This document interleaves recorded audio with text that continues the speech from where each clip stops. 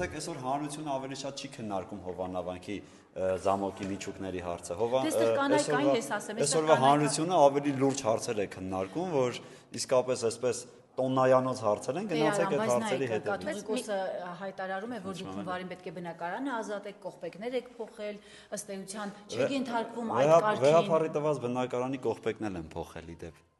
որտեղ աշխատող չէր։ Այստեղ փոխել եք։ Չէ, այստեղ չեմ փոխել, բայց այնտեղ փոխել են։ Դե համացանցում ինչ հասնի գրում են։ Համացանցում ինչ հասնի։ Հիմա գրում դուք երբ եք դուրս գալու եկեղեցուց, այդ բնակարանից, այսինքն ենթարկվելու իրենց կարգին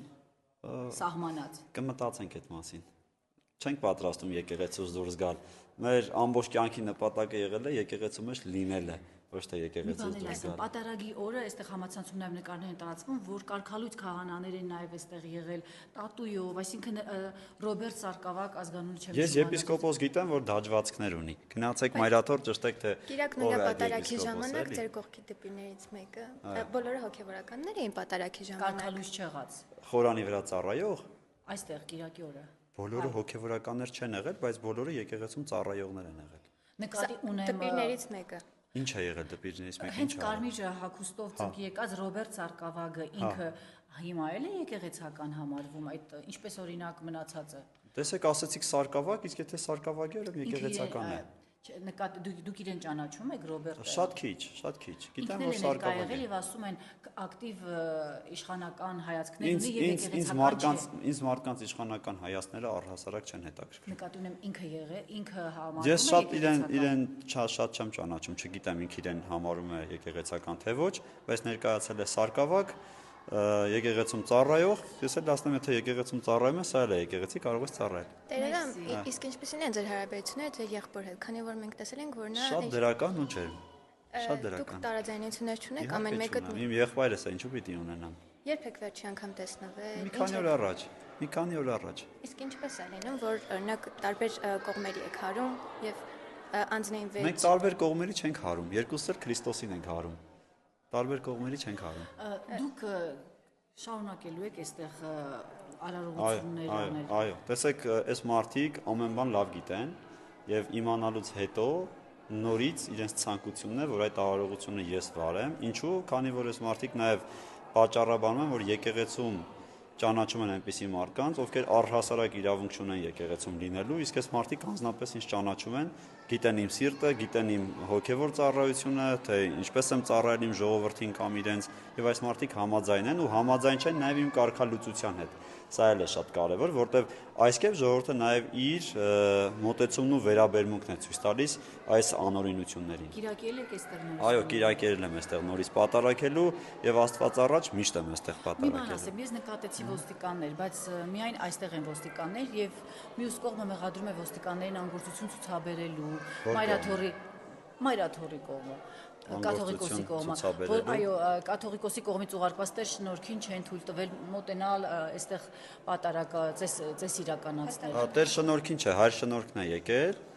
որովհետև նախորդ օրը հայր շնորհքը ժողովրդի նկատմամբ շատ ագրեսիվ պահվածք ունեցավ, չհարգեց ժողովրդի ցանկությունը, ժողովրդի շահերը եւ այդպես դրանից հետո ժողովուրդը արդեն որոշակի հասկանալով արդարության նկատմամբ իր վերաբերմունքը թույլ չտվեց, որ գա եւ այստեղ հնարավոր է։ Նորմալ է, երբ ժողովուրդն է որոշում եւ ոստիկանությունը հասարակական կարգը ըստ այդ կողմի չի պահպանում։ Տեսեք, որտեղ որ ժողովուրդն է եւ որտեղ որ ժողովուրդը ունի իր ձայնը ասելու այդ հնարավորությունը եւ իրավունքը եւ հնարավոր է հակառակ կողմից նաեւ ճնշում են, հա, ժողովրդի այդ ցանկություններին եւ իրավունքներին, ոստիկանությունը ուղղակի պարտավոր է լինել, որպեսզի բախումներ չլինեն։ Մերսի շատ։ Իսկ զամոկների եւ միջուկների հետ կապված սա էլ ասեմ ով է։ Ես դες ուղղակի խնդրում եմ, որպես լրատվական միջոցներ, տեսեք, այնքան կարեւոր է ձեր ներկայությունը այս ամենի լուսաբանման եւ ճիշտ լուսաբանման հարցում։ Շատ ծանրագույն խնդիրներ կան, հա, այսօր բարձրաձայնված, հնչեցված, անգամ համացանցով տարբեր բաներ ենք նկատում։ Ես դες ուղղակի խնդրում եմ այդ միջուկների լինել չլինելով եկեղեցու մեջ հարցերը չի կարգավորվում կամ բարթանում։ Բայց դուք դրանով չեք տեսեք, իհարկե, մյուս հոգևորականների մուտքը բացարձակ չեմ խոչընդոտում ես։ Բացարձակ չեմ խոչընդոտում։ Ժողովուրդն է իր կարծիքը արտահայտել, ես անգամ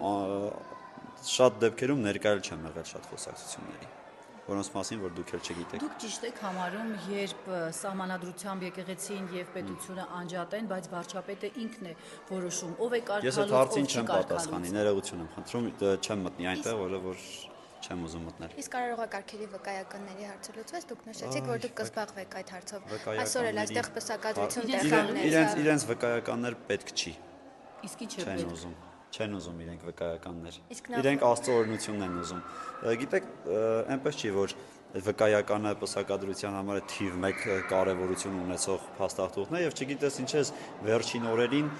անընդհատ